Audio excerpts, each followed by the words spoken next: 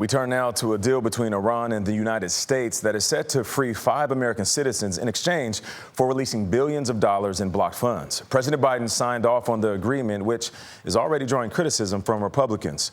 Chief Foreign Affairs correspondent and moderator of Face the Nation, Margaret Brennan, is in Washington with the details. Margaret, good morning. And good morning to you, Nate. This breakthrough comes amid heightened tension with Iran. The very first step of President Biden's deal with Iran's regime is the transfer of these 5 Americans to a hotel room in Tehran where they are living under guard. It still may be weeks before they return to the U.S. Shortly after their release from Tehran's notorious Evin prison, Secretary of State Antony Blinken said U.S. officials spoke with the 5 Americans. I think they're, needless to say, very happy to be out of prison.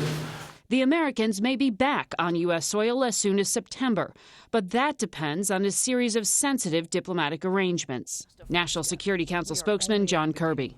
There's a lot of negotiating that's left to go here to get them home. They are not safe. They're out of prison, which is a good thing, but they are not completely safe. Over the coming weeks, Iran will gain access to $6 billion held in a restricted account in South Korea. Those funds will be transferred to Qatar.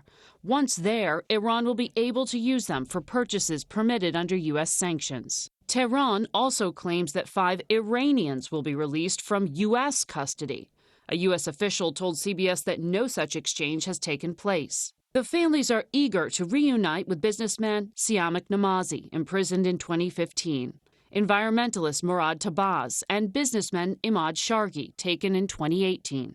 The U.S. considers them wrongfully detained, as the Shargi family told CBS Mornings in 2021. Do you have any idea why the Iranian authorities would take your father? Yeah, it's because he's an American citizen. I mean, there is a history of this happening to be used as leverage. Granting any relief to Iran's regime draws political heat. Republican presidential candidate Mike Pence said the released funds will encourage hostage-taking.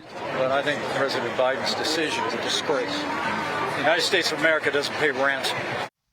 Now, the White House said this is not ransom and that no U.S. taxpayer dollars will be used. The funds, Gayle, are from unfrozen Iranian oil revenue. Now, 2 additional Americans have asked for their names to be kept private, but are part of this release.